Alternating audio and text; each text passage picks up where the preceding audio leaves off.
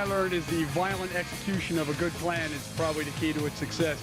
Like when we used about a pound of C4 to blow off a door at the election headquarters back here, we probably took off a large portion of the roof and the back quarter of the building. And, do you think that a pound of C4 might have been overkill? No, there's really no such thing as overkill here as far as I'm concerned. Oh, all right, folks, it's Dan back with a video. Buddy Jeff pointed out the other day, he said, Dan, it's been a long time since you've posted a video. He's not wrong. I've been pretty busy renewing all my medical stuff for the state of Ohio, my EMT and medical assistant instructors and all cards and all that sort of stuff. But I thought about it, I said, well, let's make a video. What am I going to make it about? And recently there was a headline right around, like a week or so ago, where President-elect Donald Trump said that the fees that the U.S. is paying at the Panama Canal are outrageous, and if Panama doesn't change this policy with the fees, Trump wants to take the canal back by force. I thought, well, that's very interesting for many things, many reasons, of course.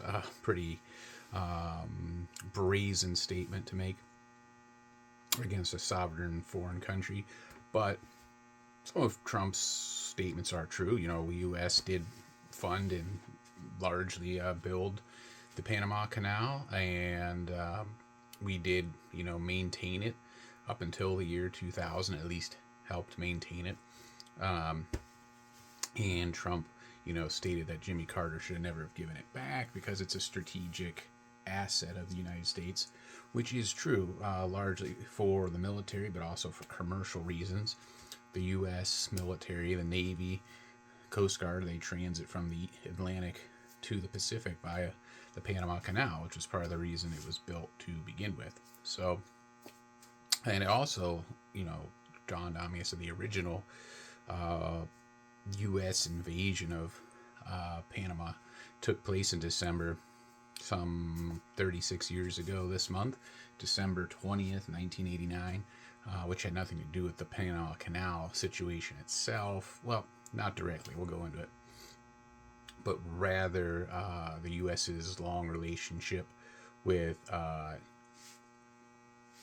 Noriega. Sorry, I had a moment there. The then president of Panama, dictator, and who had long been a CIA asset going back to the 1960s. And that was called Operation Just Cause. Took place between December and January 1989-1990. U.S. troops airdropped in, as well as troops already stationed in Panama as part of the U.S. Operation of the Canal Zone, the area of the canal. We had several strategic bases there. Pardon me. Give me one moment. All right, I'm back. Sorry, I had a little cough there. We had several bases along the canal zone to protect the canal from any potential attacks. This goes back, through World War II with the Japanese, all the way through the Cold War era with the Soviet Union. The canal was vital to the U.S. Strategic, national defense plans. So we already had troops there, and then additional troops, airdropped in and went in by sea, Navy SEALs, airborne rangers, all that, to apprehend Noriega as part of Operation Just Cause. So I thought it was real fascinating. Are we going to have Operation Just Cause 2 under Trump? Hopefully not. Hopefully we can work something out there. But the whole situation, the history of the U.S. and Panama is rather fascinating. It appears in movies. There's a kind of an obscure movie that takes place like in the late 90s as the U.S. operations in Panama are winding down. It's called Basic, and I think it's got John Travolta and Samuel L. Jackson in it. It's pretty interesting. Go watch it. But as I said, Noriega, he was a general in Panama, and during the Cold War era, he had sided with the United States rather than the Soviet Union. If you're familiar with Cold War history, a lot of proxy relationships, proxy wars going on throughout the world to, to influence whether it was Western democracy or Soviet socialism. So, and there was some socialist communist movement in Central America, the Caribbean, Cuba, obviously most of you probably familiar with Cuba, but Nicaragua, El Salvador, to name a few, and Panama and Noriega sided with the United States. And Noriega was like a paid informant for the CIA all the way up from the 60s to the 80s. He was making $100,000 to $200,000 a year, U.S. dollars, under the CIA as this agent. And he worked under George Bush during his time in the 70s as a CIA director. So he already had a relationship with Bush and then Reagan. But that relationship began to crumble in the 80s. So, under Reagan, he was very hard on communism, tear down this wall, trying to kind of defeat the Soviet, regime, the Eastern Bloc. But he was also big on cracking down on drugs and the war on drugs, which, Nancy Reagan, DARE, any of you who lived through the 80s know about that, or even if you grew up in the 90s, like me, we went through DARE, drugs are bad, all that. And the DEA had a lot of operations in Central America, and Noriega was supposed to be helping with that, but secretly he was also taking funding from certain drug cartels. So he was like ratting out some, protecting others, and Reagan became aware of this and said, hey, you gotta stop. If you don't, we're gonna come after you. So he didn't, he wasn't gonna stop. So he started shifting his alliances away from the U.S.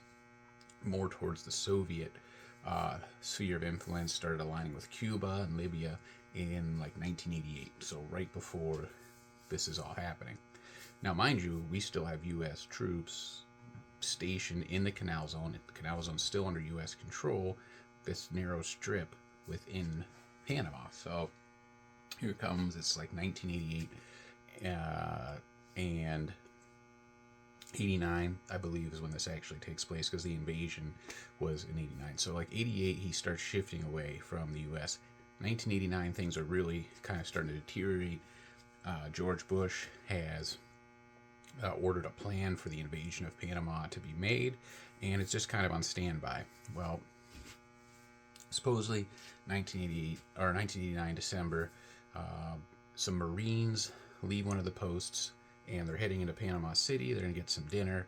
They get stopped by Panamanian forces, and they're supposedly unarmed. They're just going to dinner. They're not out on a military operation, but, tensions are high. The Panamanian forces shoot this U.S. Marine. He dies. A Navy SEAL and his wife, who are outside the same hotel these Marines were going to go have dinner at to see this, they get detained as witnesses because they're Americans. That Marine dies in the hospital. The Navy SEAL is detained and beaten. His wife is threatened, and at this point, Bush says, you got a green light. Go. We're gonna, take out Noriega. So that was Operation Just Cause. And so U.S. forces airdrop in, SEALs go in, and they detain Noriega. And, there's a transition in the Panamanian government. And then eventually, we kept our agreement, that was done under Carter. And 1999, 2000 comes along, we, give over the canal to the Panamanian government, and U.S. operations in Panama really have, wrapped up at that point. So that's kind of in a nutshell. I mean, we could get into a whole video, probably an hour long just on the actual battles and operations, but that really wasn't what I wanted to talk about. Just kind of thought it was real interesting.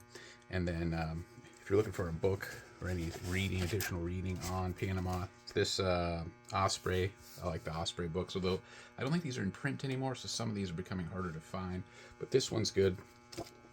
Has some really good pictures of U.S. troops in Panama. And the thing is, with Panama, that made it really interesting, is they had been trained and supplied by the United States for a long time, so a lot of their troops looked very similar, like this guy, to U.S. troops. So kind of some identification of friend or foe during the invasion was kind of difficult, because Here's a U.S. soldier, because of the similarity in uniforms. And there's a famous interview. Well, it's not famous, but it's been going around social media for a little while now. I think it's really funny. They interview this lieutenant, Army lieutenant, I think maybe 7th Infantry. I could be wrong, but he talks about how they had to go into this building to get some of Noriega's people, and he blew off the door using a whole stick of C4. And his quote was something out of basically violence of action, and is how you win the day. There's not too much firepower, just get it done. And he's very matter of fact about it. It's just pretty humorous how he says he blew the whole corner of the building off to get through the door to get these guys. So that's a little bit about the battle itself. And then I thought, as a part 2 to this video, I would check out a period MRE and look at some of the equipment. So I'm going to post part 1 and then work on part 2 here, and hopefully you enjoy the video.